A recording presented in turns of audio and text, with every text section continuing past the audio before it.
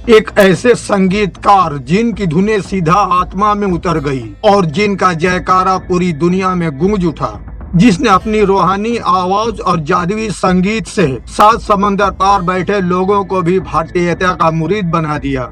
लेकिन क्या आप जानते हैं कि दुनिया को जय हो का नारा देने वाला यह शांत संगीतकार आज अपनी ही इंडस्ट्री में गैंगवार का शिकार हो चुका है।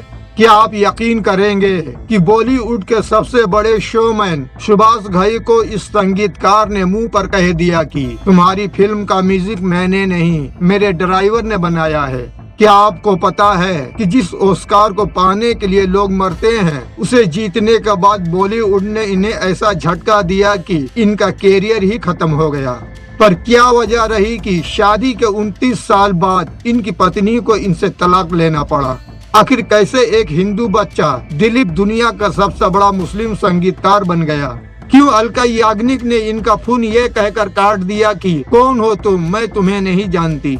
और आखिर क्यों सुशांत सिंह राजपूत की मौत के बाद इन्हें चीख चीख कर कहना पड़ा कि बॉलीवुड में एक पूरा गैंग इनके खिलाफ काम कर रहा है? बताएंगे और भी बहुत कुछ, आप बने रहिए हमारे साथ। दोस्तों, आज हम बात कर रहे हैं इंडियन म्यूजिक इंडस्ट्री के one of the most talented artist, सुरों के बादशाह A.R. रहमान की।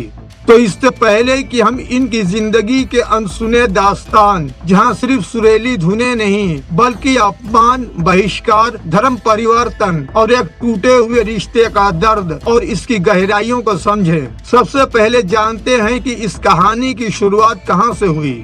A.R. रहमान का जन्म 6 जनवरी 1967 को चेन्नई के एक हिंदू परिवार में हुआ। उस वक्त इनका नाम रखा गया दिलीप कुमार। पिता R.K. शेखर खुद मलयालम फिल्म के संगीतकार थे, इसलिए संगीत तो जैसे दिलीप को विरासत में मिला था, लेकिन खुशियों की ये धुन बहुत जल्द मातम में बदलने वाली थी।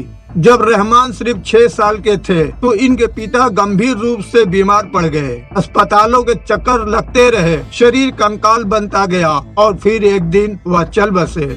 9 साल के दिलीप के लिए पिता का वो अंत किसी डरावने सपने से कम नहीं था। जब नन्हे रहमान ने अपने पिता को मुखाग्नि दी तो उस चिता में सिर्फ एक शरीर नहीं बल्कि रहमान के सपने भी जलकर खाक हो गए। और यहीं से शुरू हुई गरीबी और जिल्लत की वह कहानी जो आज भी रहमान को याद आती है तो इनकी रूह कांप उठती है। घर चलाने के लिए पिता के म्यूजिक इंस्ट्रूमेंट किराए पर देने पड़े। हालात इतने बदतर हो गए कि 11 साल की उम्र में जब बच्चे खिलौने से खेलते हैं, रहमान को काम करना पड़ा। ये अपने पिता के दोस्त M.K. अर्जुन के साथ मलयालम आके में कीबोर्ड बजाने लगे।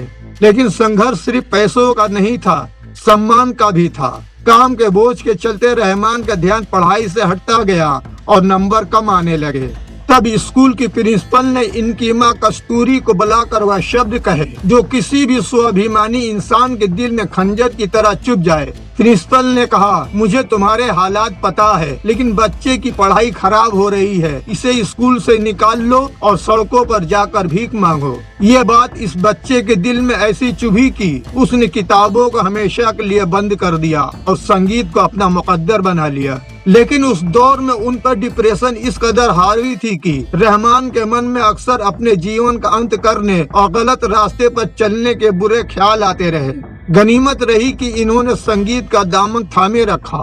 दोस्तों, बॉलीवुड में अक्सर ये चर्चा रहती है कि आखिर A.R. रहमान ने धर्म क्यों बदला था? क्या ये कोई पब्लिसिटी स्टंट था या रूहानी पुकार? सच यह है कि इसके पीछे एक बहुत बड़ी पारिवारिक वाकया था। 1998 का साल था। रहमान की छोटी बहन अचानक इतनी बीमार पड़ गई कि डॉक्टरों ने हाथ खड़े कर दिए। हर दवा बेअसर साबित हो रही थी और डॉक्टरों ने कह दिया कि अब इनके बचने की कोई उम्मीद ही नहीं है। पूरा परिवार हताश हो चुका था। तब डूबते को तिनके का सहारा मिला। रहमान की मां एक मुस्लिम फकीर के संपर्क में आई। कहा जाता है कि उस फकीर की दुआओं ने वह कर दिखाया जो मेडिकल साइंस ने नहीं कर सका, यानी कि रहमान की बहन पूरी तरह ठीक हो गई। इसे माँ और रहमान ने चमत्कार माना और 23 साल की उम्र में दिलीप कुमार और इनके पूरे परिवार ने हिंदू धर्म छोड़कर इस्लाम कबूल कर लिया और इस तरह दिलीप कुमार बन गए अल्लाह रखा रहमान यानी A.R. रहमान।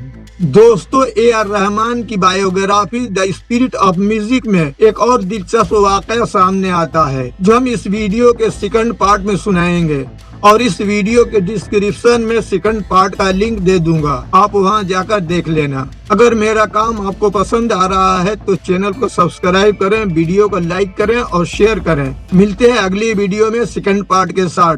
धन्यवाद।